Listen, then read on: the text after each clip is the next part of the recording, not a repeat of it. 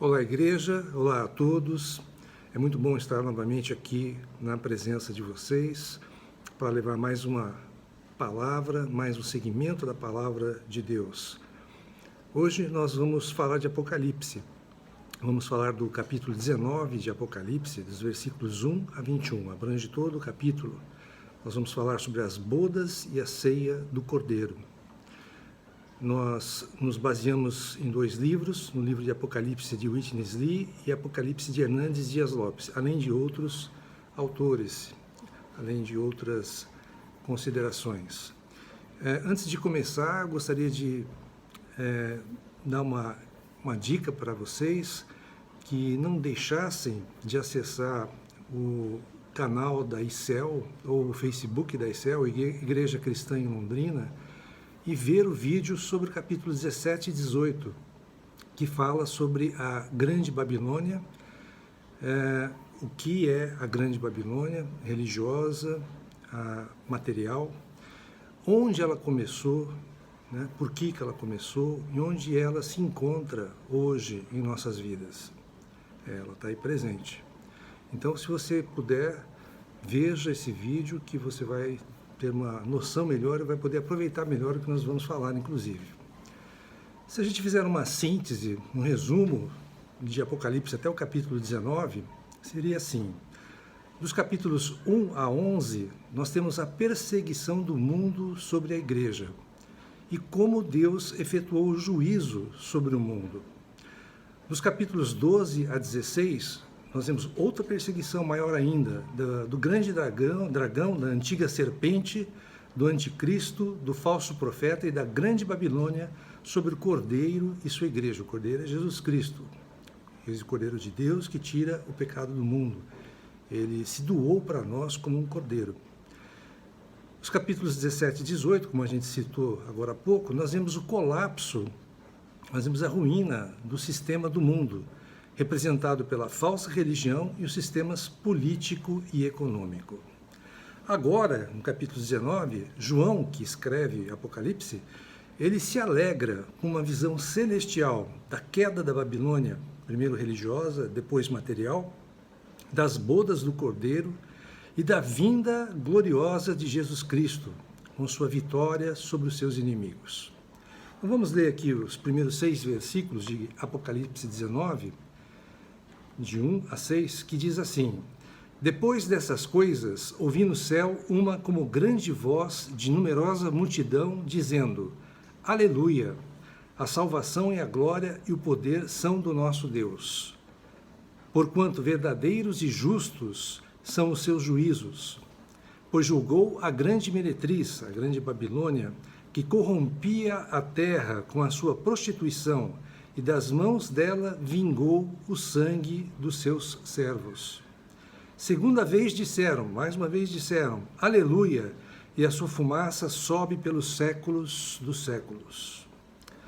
Os 24 anciãos e os 4 seres viventes prostraram-se e adoraram a Deus, que se acha sentado no trono, dizendo Amém, Aleluia. Saiu uma voz do trono, exclamando, Dai louvores ao nosso Deus, todos os seus servos, os que o temeis, os pequenos e os grandes. Então ouvi uma como voz de numerosa multidão, como de muitas águas e como de fortes trovões, dizendo, Aleluia, pois reina o Senhor, nosso Deus, o Todo-Poderoso. Então, são versículos de júbilo, de festa nos céus, porque o inimigo está sendo derrotado. O triunfo de Deus sobre a grande meretriz, sobre a grande Babilônia, um julgamento justo, um julgamento verdadeiro, sobre a grande Babilônia que corrompia a terra, que matava os servos de Deus. Primeiramente é destruído o aspecto religioso e depois o aspecto material.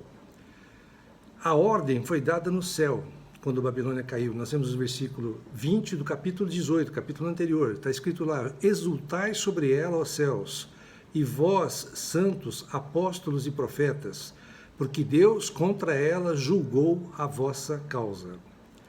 Então, Jesus julga prostituta, a meretriz, a falsa igreja, e casa-se com a sua noiva, a verdadeira igreja. Então, no versículo 1 de 19, capítulo 19, nós vemos que o poder do mundo, né, que tanto estrago causa, ele é transitório, ele vai cair, mas vai cair pelas mãos de Jesus Cristo.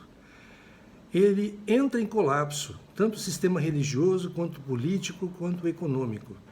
Todo esse sistema domina e dominou o mundo. Na segunda vinda de Cristo, esse sistema será completamente destruído. Os céus se regozijam, os céus festejam, porque Deus está julgando os seus inimigos. Deus está no trono. Dele, do Senhor, são a salvação, a glória e o poder.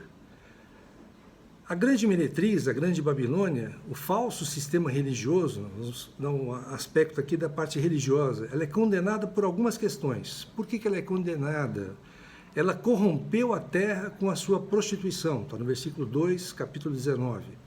Levou as nações a se curvarem diante de ídolos. Desviou as pessoas do Deus verdadeiro. Ensinou falsas doutrinas. Ensinou a apostasia, que é o abandono da crença. O que mais? Ela perseguiu e matou os servos de Deus. Se opôs à verdade.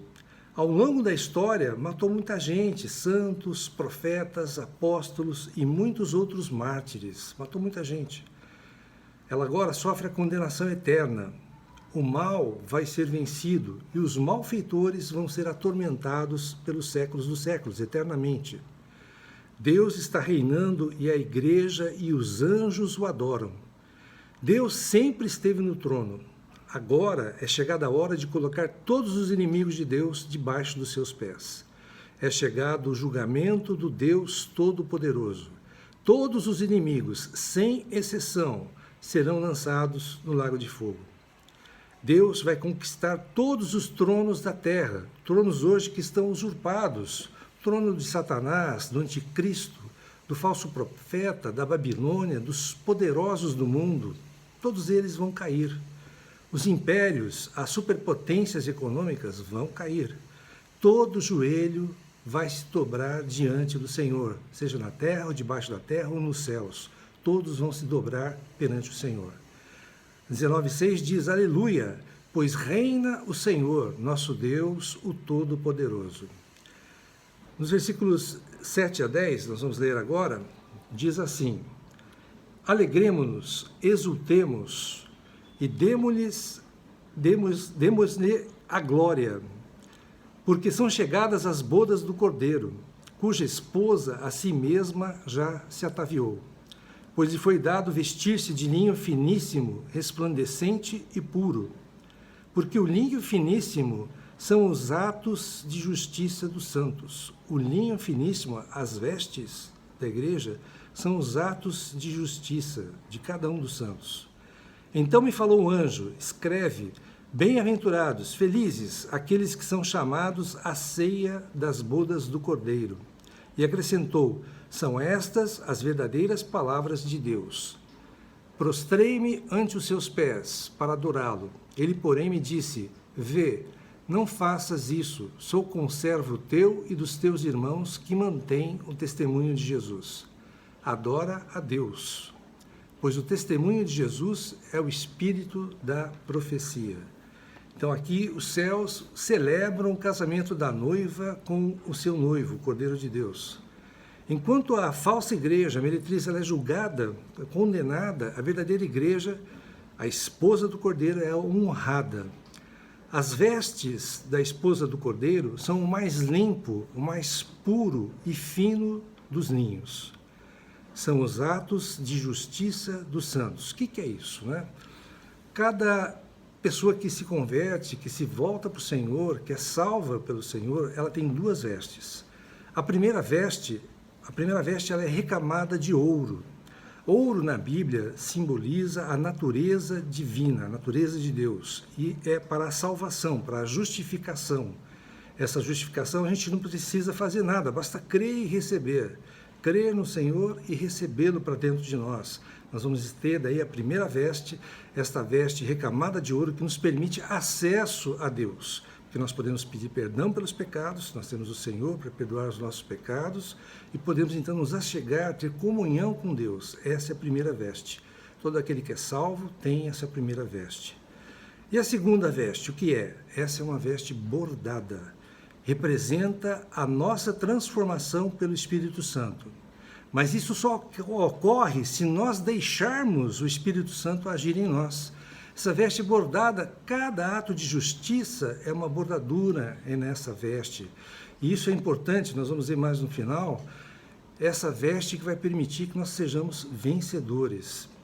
A primeira veste é a nossa salvação. A segunda veste é a nossa transformação pelo Espírito Santo.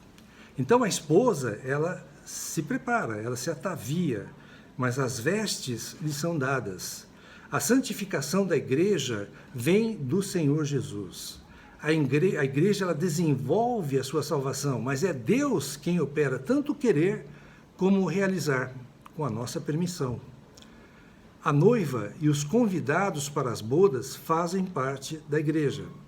E essa igreja que está feliz, que está em júbilo, ela vai ter uma festa pela eternidade. Alguns autores, entretanto, fazem uma diferenciação dos componentes das bodas e da ceia do Senhor. Vou explicar. As bodas abrangem Cristo e a noiva. É de curta duração. Quando a gente vai num casamento, uma cerimônia de casamento, quem casa? O noivo e a noiva. É ali a cerimônia do casamento, as bodas. É rápido. Depois disso, vem a festa, a recepção, a ceia, que abrange não só o noivo e a noiva, mas os amigos, os convidados, com uma duração bem maior. No nosso caso, vai ser muito maior. Não só o reino milenar, mas para a eternidade. Vamos exemplificar aqui. Sobre João Batista, Mateus 11 nos diz: em verdade vos digo, entre os nascidos de mulher, ninguém apareceu maior do que João Batista. Mas o menor no reino dos céus é maior do que ele, do que João Batista. Ou seja, João Batista era o maior no Antigo Testamento. Mas se ele não morresse no Antigo Testamento, sobrevivesse e não tivesse recebido o Senhor, como ele não recebeu, ele seria o menor no Novo Testamento. O menor. Então ele precisou morrer no Antigo Testamento para continuar sendo o maior dos nascidos de mulher. Ainda em João 3,29, o que tem a noiva é o noivo. O amigo do noivo que está presente, estou falando de João Batista, o amigo do noivo que está presente e o ouve, muito se regozija por causa da voz do noivo, pois esta alegria já se cumpriu em mim. Ou seja, João Batista se colocava como amigo do noivo. Então ele vai estar na ceia do Senhor, vai estar na ceia, nas bodas, mas na ceia, onde estão os convidados e os amigos do noivo.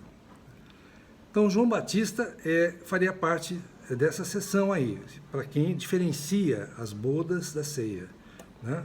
Como todos os santos que foram salvos em eras anteriores à igreja. A noiva é a igreja.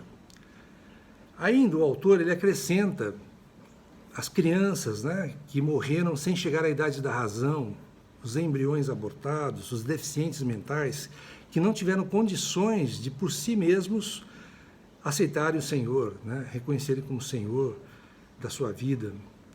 O Senhor Jesus diz sobre as crianças em Mateus 18:3, em verdade vos digo, que se não vos converterdes e não vos tornardes como crianças, de modo algum entrareis no reino dos céus. Repito, se não vos tornardes como crianças, de modo algum entrareis no reino dos céus. Estava falando para os seus discípulos.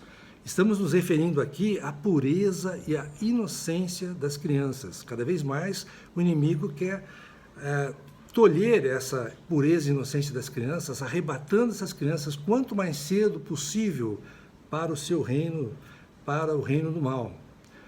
Então, como dissemos, a noiva ela é formada pela igreja, o corpo de Cristo. Nós vemos isso em Efésios 1, capítulos 22 e 23.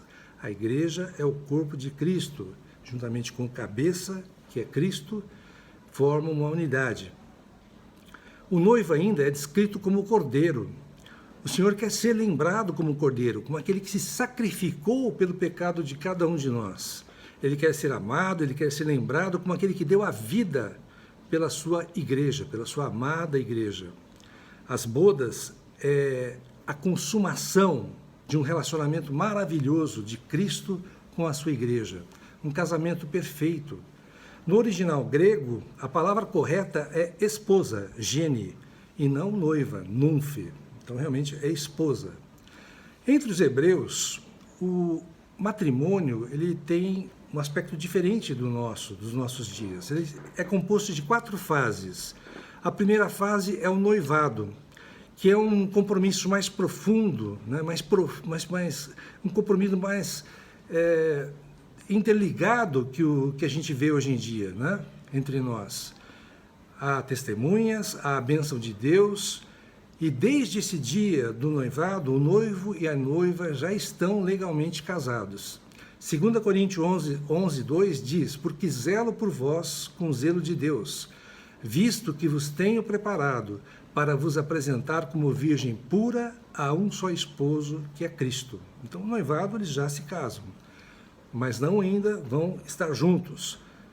Aí vem o segundo aspecto, que é o intervalo. Nesse ponto, o esposo paga um dote à família da noiva, ao pai da noiva. A noiva se prepara, se atavia para receber o noivo. E a noiva precisa ser santa, pura e sem mácula. Aí vem o terceiro aspecto, a procissão para a casa da noiva. Então o noivo, trajado no seu melhor traje, juntamente com seus amigos, cantando, levam tochas em direção à casa da noiva. Aí o noivo recebe a noiva e a leva em procissão para o lar do noivo e da noiva. Aí vem as bodas propriamente ditas, uma festa, na época seriam de 7 ou 14 dias. Aí Cristo desposou a igreja. Ele já pagou o dote. Cristo já se sacrificou pela sua igreja. Ele comprou a sua esposa, a igreja, com o seu sangue. O intervalo é o período de preparação da noiva, quando a noiva se atavia. Ao final disso, o noivo vem acompanhado dos anjos para receber a sua noiva, a igreja. É a segunda vinda de Cristo. Aí começam realmente as bodas, que continuam por toda a eternidade, não 7, 14 dias, mas por toda a eternidade. Vamos ler agora o último segmento de Apocalipse 19, vai de 11 a 21, que diz assim: vi o céu aberto e eis um cavalo branco. O seu cavaleiro se chama Fiel e Verdadeiro, e julga e peleja com justiça. Os seus olhos são chama de fogo. Na sua cabeça há muitos diademas, tem um nome escrito que ninguém conhece senão ele mesmo. Está vestido com um manto tinto de sangue, e o seu nome se chama o Verbo de Deus. E seguiam-no os exércitos que há no céu, montando também cavalos brancos, com vestiduras de linho finíssimo, branco e puro. Sai da sua boca, da boca do Senhor, uma espada afiada, para com ela ferir as nações, e ele mesmo as regerá com cetro de ferro. E pessoalmente pisa o lagar do vinho do furor da ira de Deus Todo-Poderoso. Tem no seu manto e na sua coxa um nome inscrito: Rei dos Reis e Senhor dos Senhores. Então vi um anjo posto em pé no sol e clamou com grande voz, falando a todas as aves que voam pelo meio do céu: vinde, reuni-vos para a grande ceia de Deus. Está falando para as aves. Para que comais carnes de reis, carnes de comandantes, carnes de poderosos, carnes de cavalos e seus cavaleiros, carnes de todos, quer livres, quer escravos, tanto pequenos como grandes. E vi a besta e os reis da terra com os seus exércitos, congregados para pelejarem contra aquele que estava montado no cavalo e contra o seu exército, o Senhor Jesus e os anjos e os remidos. Mas a besta foi aprisionada, e com ela o falso profeta, que com os sinais feitos diante dela, da besta, seduziu aqueles que receberam a marca da besta e eram os adoradores da sua imagem, da imagem da besta, do anticristo. Os dois foram lançados vivos dentro do lago de fogo, que arde com enxofre. Os restantes foram mortos com a espada que saía da boca daquele que estava montado no cavalo branco. E todas as aves se fartaram das suas carnes. Então aqui nós vemos a aparição do noivo, do Rei dos Reis, do Senhor dos Senhores, e o céu se abre para isso. Não aqui para João subir, como aconteceu no capítulo 4, versículo 1, que João foi aos céus para ter a visão de Apocalipse, mas para Jesus e os seus exércitos de anjos e os remidos saírem dos céus para a terra. Estamos no período da grande tribulação, no final da grande tribulação, e Jesus virá para a última batalha, a batalha do Armagedon, que a gente ainda vai falar. Satanás está dando seus últimos comandos. O anticristo e o falso profeta seduzem o mundo e perseguem a igreja. Mas aparece Jesus, repentinamente, em majestade e glória, com os seus exércitos. Fala também sobre a descrição do noivo. Ele é fiel e verdadeiro, tudo perscruta. Seus olhos são como chama de fogo, nada foge aos olhos do Senhor. Nada foge ao julgamento do Senhor. Nada ficará oculto. Ele vai julgar as palavras, as obras, os segredos do coração de cada um. Ninguém vai escapar do juízo de Deus. Ele é o vencedor supremo. Na sua cabeça há muitos diademas. Ele leva na cabeça a coroa do vencedor e do conquistador.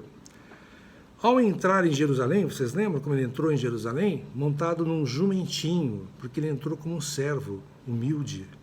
Agora ele desce dos céus e cavalga um cavalo branco. Tem na cabeça muitas coroas, símbolo da sua vitória, da sua suprema vitória. Ele é insondável. Ele é a palavra de Deus em ação. Deus não criou o universo através da sua palavra? Haja luz, né? Haja o firmamento, separação das águas e da terra.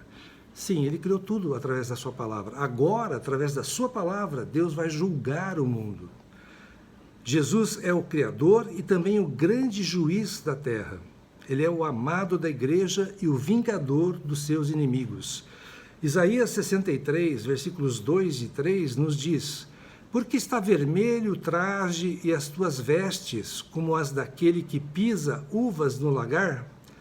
Quando se colhe as uvas, né, antigamente se colhia e levava ao lagar para serem pisadas, para você ter o suco da uva para se transformar em vinho. Aí o Senhor fala: o lagar eu o pisei sozinho, e dos povos nenhum homem se achava comigo. Pisei as uvas na minha ira, no meu furor as esmaguei, e o seu sangue me salpicou as vestes e me manchou o traje todo. Então, apesar de, junto com o Senhor, descer os anjos, o exército de anjos e os remidos, os vencedores, o Senhor faz esse serviço sozinho. Ele pisa todos os seus inimigos vão estar debaixo dos seus pés. E o seu manto está manchado de sangue dos seus inimigos. Ele vai colocar esses inimigos no seu devido lugar, debaixo dos seus pés. Vai recolher os eleitos na ceifa, no seu celeiro, como se fala na parábola do trigo e do joio. O trigo é recolhido para o celeiro. Nós, os salvos, vamos ser recolhidos para o celeiro. E o joio vai ser queimado. Aqui no caso, os seus inimigos, os ímpios, vão para o lagar, para serem pisados. Vai julgar as nações. Vamos ler aqui Mateus 25, de 31 a 46. Mateus 25, de 31 a 46. Fala do grande julgamento. Quando vier o Filho do Homem, na sua majestade, e todos os anjos com ele, então se assentará no trono da sua glória. E todas as nações serão reunidas em sua presença. E ele separará uns dos outros, como o pastor separa dos cabritos as ovelhas. Nós estamos falando aqui quando o Senhor voltar, na segunda vinda do Senhor, né, no final da grande tribulação. Ele vai colocar as ovelhas à sua direita e os cabritos à esquerda. Estamos falando aqui de pessoas, de homens, mulheres que não são salvos. Então dirá o rei aos que estiverem à sua direita, as ovelhas: Vinde, benditos de meu Pai, entrai na posse do reino que vos está preparado desde a fundação do mundo. Porque tive fome e me destes de comer, tive sede e me destes de beber. Era forasteiro e me hospedastes. Estava nu e me vestistes, enfermo e me visitastes, preso e fostes ver-me. Então perguntarão os justos: Senhor, quando foi que te vimos com fome e te demos de comer, ou com sede e te demos de beber? E quando te vimos forasteiro e te hospedamos, ou nu e te vestimos? E quando te vimos enfermo ou preso e te fomos visitar?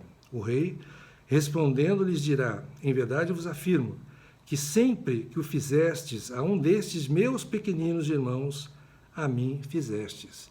Então, na grande tribulação, vão ter pessoas que vão ser salvas também, né? E essas pessoas salvas vão estar sendo perseguidas, vão ser ajudadas pelas ovelhas, que são pessoas que não são salvas. E essas ovelhas, o Senhor tem um lugar reservado para elas no reino milenar, no reino, com os povos das nações. E vão ser ajudadas pelos judeus salvos para aprenderem a adorar a Deus. E por adorarem a Deus e por ajudarem as pessoas que pertencem ao Senhor na grande tribulação, elas têm um lugar a ser reservado no reino milenar, nos povos das nações. Já os cabritos, eles fazem as mesmas perguntas, e o que o Senhor fala? Então lhes responderá: em verdade vos digo que sempre que o deixastes de fazer a um desses mais pequeninos, a mim o deixastes de fazer. E irão estes, os cabritos, para o castigo eterno, porém os justos para a vida eterna. O Senhor é justo e o Senhor julga a todos. Então nós vemos que Ele é o Rei dos Reis, Ele é o Senhor dos Senhores, e Deus exaltou o Senhor e deu-lhe um nome que está acima de todo nome. Todo joelho vai se dobrar diante do Senhor. Todos os seus inimigos, todos vão se dobrar diante do Senhor. Aí fala também dos exércitos que acompanham o noivo. Ele virá em glória, ao som da trombeta de Deus, todo olho verá Cristo descer do céu. Cristo virá com seus anjos e os remidos. Então nós temos uma aparição de Cristo que ela não é visível quando ocorre o arrebatamento, né, dos santos, primeiro os mortos, depois os vivos, e vão para o tribunal de Cristo. Vão ser julgados pelo Senhor de acordo com seus atos em vida. Uns vão ser vencedores, outros não. Esses vencedores vão fazer parte da noiva que vão pelejar contra os inimigos de Deus, que nós estamos falando. Então, vai acontecer as bodas, né? Vai acontecer as bodas, e depois disso, no final da grande tribulação, o Senhor vai descer com os anjos e com os remidos para a batalha final contra os seus inimigos. Então vão vir montados em cavalos brancos, com vestiduras brancas. Por que o branco? Porque representa a justiça, a pureza. Fala também da derrota dos inimigos pelo Rei dos Reis, pelo Rei dos Reis. Os remidos vão entrar no banquete das bodas do Cordeiro, a ceia nupcial do Cordeiro. Há alguns autores que não diferenciam, né, as bodas da ceia. Já as aves vão ter um outro papel. Ele vai chamar as aves de todo lugar para se banquetear com as carnes dos vencidos, dos reis, dos poderosos, dos comandantes, dos cavalos, dos cavaleiros. Todo o poder terrenal chegou ao fim. Agora o poder é de Cristo. A vitória de Cristo é completa. E aí vem o Armagedon, a batalha final, triunfante pelo Senhor. É a batalha do grande dia do Deus Todo-Poderoso. Sozinho, apesar de estar acompanhado pelos anjos e pelos remidos, sozinho, Jesus Cristo vai destruir com o sopro da sua boca os seus inimigos. Segundo Tessalonicenses 2,8 nos diz: então será de fato revelado o iníquo, a quem o Senhor Jesus matará, o anticristo, matará com o sopro de sua boca e o destruirá pela manifestação de sua vinda. Todas as nações da terra verão. Os inimigos do Cordeiro se reunirão e sua derrota será total e final. Jesus vai vencer esta batalha com a palavra, a espada afiada que sai de sua boca. Ninguém vai escapar. Nenhum dos inimigos do Senhor vai escapar. Será o grande dia da ira do Cordeiro e do juízo de Deus. Mas nem todos vão morrer ali naquela situação. O anticristo e o falso profeta, por exemplo, serão lançados no lago de fogo. A meretriz já terá sido queimada, a grande Babilônia já terá sido destruída, tanto no aspecto religioso quanto material. O tormento de todos eles será pelos séculos dos séculos.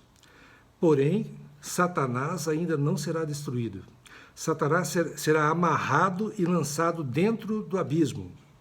Ao final do reino milenar, ao final dos 1000 anos, será libertado por pouco tempo para congregar os que ainda forem rebeldes. Por quê? Porque o Senhor detesta, abomina a rebeldia.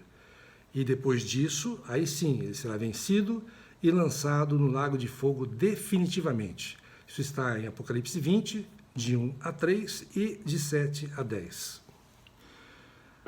Os poderes seculares, as falsas religiões também serão lançadas no lago de fogo. Então, por um lado, os inimigos de Deus, todos eles serão atormentados por toda a eternidade. Não vão perecer, eles vão ser atormentados por toda a eternidade. Por outro lado, a igreja desfruta da intimidade de Cristo nas bodas de Cordeiro para todo sempre.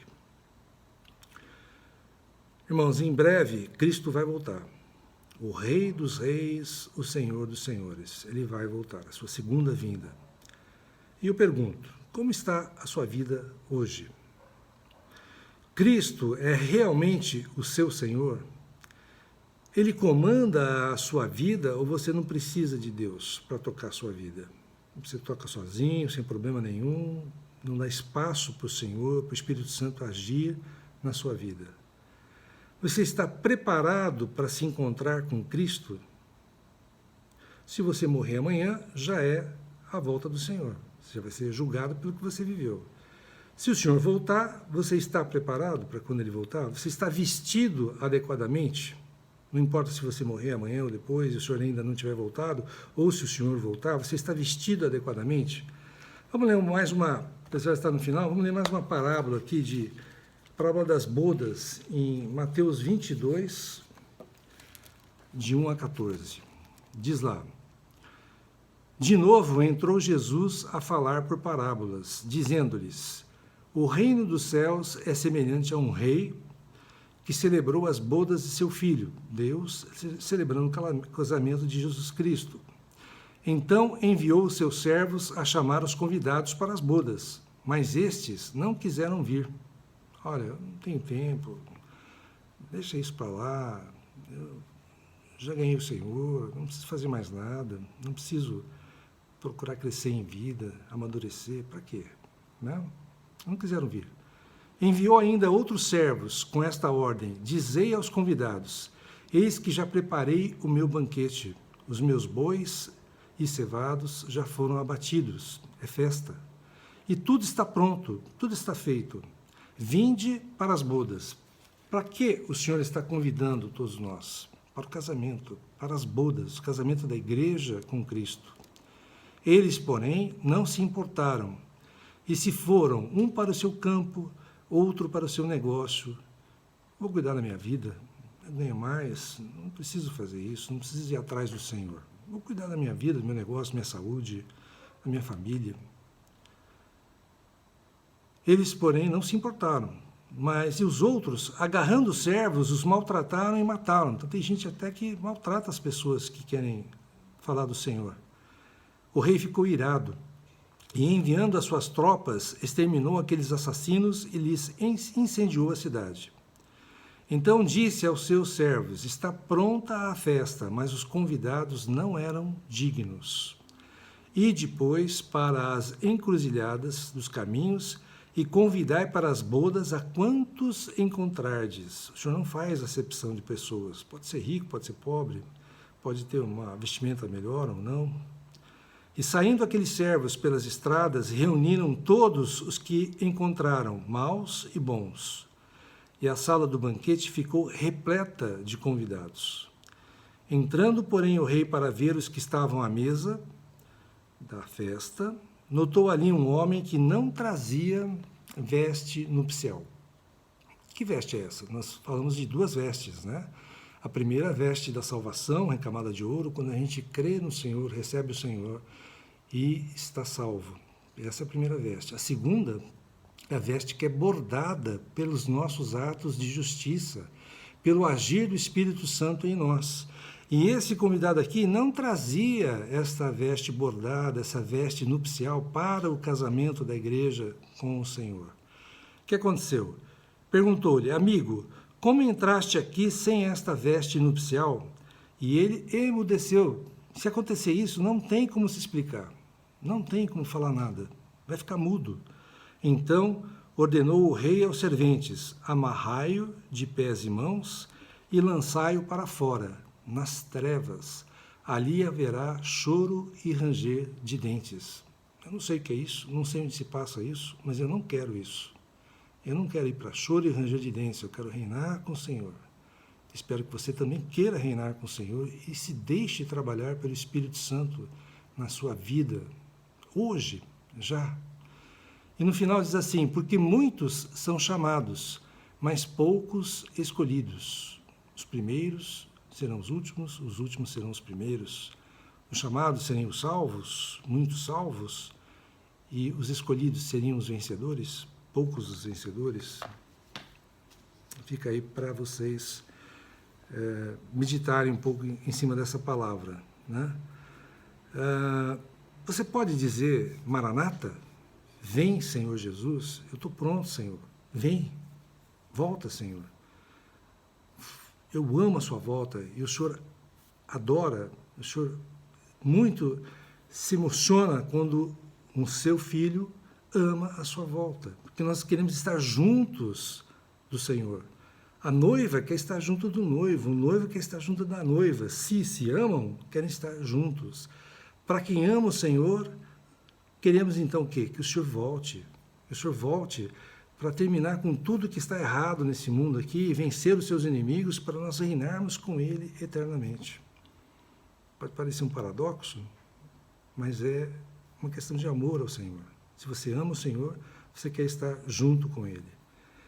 Então, que nós estejamos apercebidos, que nós estejamos atentos, para que este grande dia, quando vier, não nos apanhe de surpresa. Espero que tenham gostado. Volto a falar para quem esteja vendo aí pela primeira vez, que aqui embaixo tem inscrever-se, você pode se inscrever, ter acesso aos vídeos que já estão no canal e aos próximos que virão. Lembrando novamente que a Igreja Cristã em Londrina, ICEL, possui um canal no YouTube e no Facebook, e até citei no início, que se vocês querem ter uma noção melhor do que é a Grande Babilônia, né, nos capítulos 17 e 18 existe uma mensagem sobre isso. Vale a pena saber quem é, onde começa, onde está hoje. Está em nós, está por aqui, em todo o sistema, é o sistema mundial. Também oramos ao Senhor para que tenha misericórdia de todos nós, que abrevie essa pandemia, que o Senhor dê recuperação, saúde para os que estão enfermos, que estão em leitos de UTI, que dê um conforto para as famílias, que o Senhor abrande realmente essa situação por que estamos passando. Que todos nós possamos ter uma excelente semana, uma semana em Cristo, que o Senhor nos abençoe, abençoe os nossos familiares, que realmente nos leve a ser transformados pela ação do Espírito Santo. Amém.